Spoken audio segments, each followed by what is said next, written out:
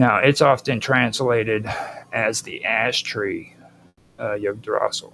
Now, ash tree and the word ash is something that's interesting for me, particularly this week, because here in the last week, I've been having conversations in chat which mention the word ash in the Christian religion. It was a proverb out of the Bible, which was an interesting conversation, because just last week I'd gone over the ash tree of and Yggdrasil and Odin sacrificing himself on the ash tree for divine understanding, and I thought that was interesting. And then there was another place where the ash tree came up, and it was a part of something else. I can't remember what it was, but I thought that was interesting. So the Asker Yggdrasil is often translated as the ash tree Yggdrasil. Now, it's a key symbol in Norse mythology. It represents the world tree, and the world tree is a cosmic axis that's supposed to connect the 9 worlds. Now, in order to interpret this term through a pre-Indo-European, Indo-Aryan lens, what we have to do is delve into the symbolism of the tree, its linguistic roots, and how the concept of a sacred tree may have appeared in pre-Indo-European societies. Okay? So in Old Norse, the word asker, which is A-S-K-R, refers to an ash tree, like I'd said. Now, the ash tree, as a sacred and central symbol, was often associated with life, growth, and the cosmic order. Now, the ash tree is considered a world tree, a concept that is deeply rooted in animistic traditions, where trees are seen as sacred beings with spiritual significance. This belief system existed long before the Indo-European migrations and is likely part of the pre-Indo-Aryan worldview. Now, I had a misunderstanding of those two terms, Indo-European migrations and the pre-Indo-Aryan and the Indo-Aryan words, okay?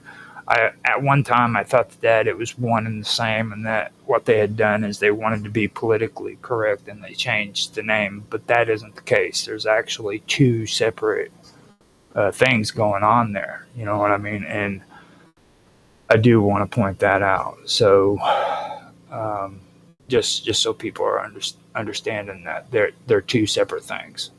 So in the pre-Indo-Aryan languages, the ash tree, or similar trees like the ash tree, would have had a spiritual significance tied to their role in the landscape. Now, trees were often seen as gateways between different realms, representing both life and death, a connection between the material world and the spiritual realms, things of that nature. Now, the ash tree, being particularly tall and enduring, would have symbolized stability, eternity, and spiritual transcendence. Okay? Trees, particularly large, enduring trees, like the ash tree, were often thought of as the central axis mundi, the world axis that connects the heavens, earth, and the underworld. Now, in pre-Indo-Aryan cultures, sacred groves were often sites of spiritual power and communication with the divine. The ash tree, as part of these groves, would have held immense significance in rituals. Now, the ash tree could also be seen as a tree of life, an archetype present in many ancient cultures, which represent the flow of life through all realms. Right. Now, the name Yggdrasil itself is complex and may not have had an exact pre-Indo-Aryan equivalent, but it carries deep symbolic meaning. Okay. The name Yggdrasil is usually interpreted as Yag's horse, which is YGG, and then Yag's horse, or Odin's horse. But its components can also be analyzed through the lens of pre-Indo-Aryan symbolism as well. Now, the name Yag, which is YGG, is one of Odin's many epithets, which can be associated with a spirit of the dead or shamanic guide. The word Yag could be connected to the idea of a guide or leader of the dead, a figure that helps souls pass through different realms. Now, the second part of the name Drasil, which is Drasill, is often interpreted as horse, symbolizing a spiritual mount or vehicle. Now, in pre-Indo-Aryan traditions, animals were frequently used as symbols of transformation or spiritual guides, with horses often being seen as the vehicle that carries the soul between the physical and the spiritual worlds.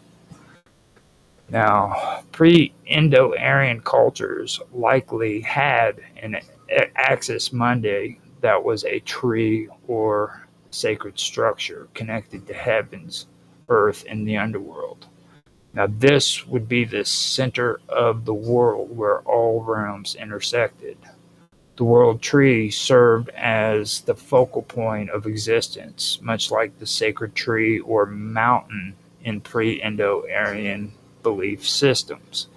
I was getting ready to say the mountain, the tree, like the sacred tree or mountain, because usually the tree and the mountain are connected, and that was something that I had started this year's episodes of Strange Stories with, was Mount Fuji and the Suicide Forest.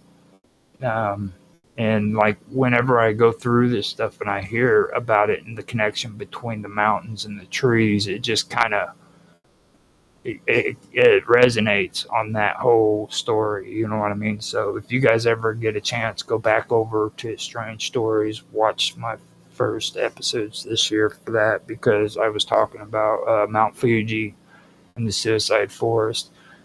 And it's just really amazing when it comes to how they're connected. They're interconnected between the mountain, the sacred mountains, and the sacred trees. So now in pre-Indo-Aryan languages, the phrase Asker Yggdrasil could be interpreted as the sacred tree that connects the realms, or the tree that supports the world. This would be in line with ancient beliefs about the interconnectedness of all things and the idea that a single central tree or structure could connect different planes of existence. Now, the tree would have been seen not just as a physical entity, but as a spiritual conduit or axis through which the divine energies flowed. This interpretation ties into the broader animistic and shamanistic worldview of pre-Indo-Aryan societies, where natural forces like trees, rivers, and mountains were seen as alive and imbued with spiritual power. Now, the tree's role as a bridge between realms would have been a common motif, and the ash tree's enduring nature makes it a fitting symbol for this idea. Okay, trees were seen as embodiments of the sacred, and the ash tree was no exception. It may have been seen as the tree of life, with its roots reaching into the underworld, its trunk in the middle world, and its branches reaching into the heavens. Now, the tree would have been viewed as a spiritual bridge, not only connecting the physical realms, but also serving as a vehicle for soul journeys. Now, as a sacred axis, the tree might also have been a site for shamanic rituals where initiates would enter into trance states to communicate with the spirits and navigate between realms. From a logistics perspective, both the words Asker and Yggdrasil would have connected to older pre-Indo-Aryan roots. The word for ash in many ancient languages could be traced back to roots that imply endurance and immortality. Similarly, the word for horse or vehicle could have ties to older words used to describe spiritual guides or journeys. Now, Asker could be connected to the Proto-Indo-European root for ash tree, symbolizing endurance, strength, and life force. Yggdrasil's components, especially drossel, may have been connected to ancient words for mount or spiritual vehicle, reinforcing the idea of the journey between the worlds.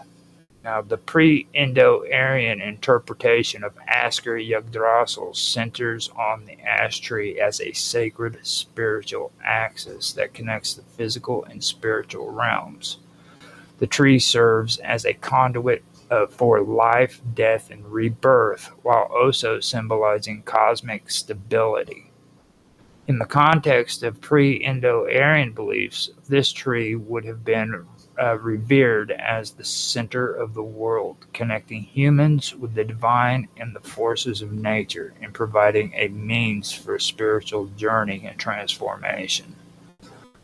The pre-Indo-Aryan interpretation of the term Yager, which is YGGR, often associated with one of Odin's epithets in Old Norse, commonly interpreted as the Terrible One or the Fierce One, requires delving into ancient linguistic roots and cultural symbolism before the influence of the Indo-Aryan migration. Yager is a part of the name Yggdrasil, which translates to Odin's horse, or the horse of Yog, YGG. But the term itself is older than the Indo-European framework and has its origins in pre-Indo-Aryan linguistics and mythological traditions. The word Yager is often associated with the root Yog, which is YGG in Old Norse. It is important to note that Yager, YGGR, is primarily known as the epithet for Odin in Norse mythology, signifying the Terrible One, the Fierce, or the one who causes dread.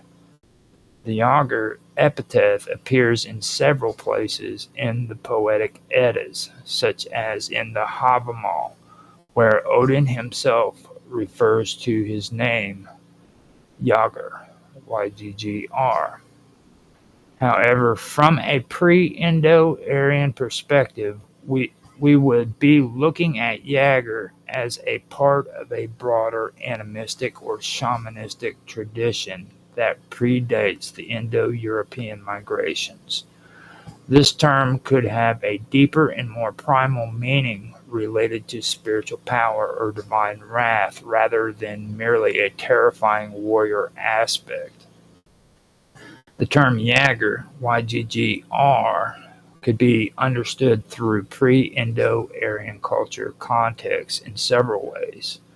In many pre-Indo-Aryan societies, spiritual leaders or shamans were associated with transformation and powerful forces that bridge the realms of the living and the dead.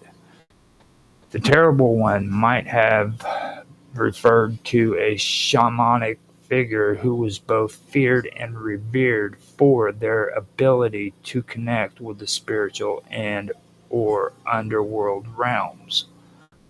Yager, YGGR, could be related to the concept of Yggdrasil, the world tree, as an entity that connects all realms, the heavens, earth, and the underworld. The Terrible One could be seen as a figure who embodies the fearsome force of the underworld or death.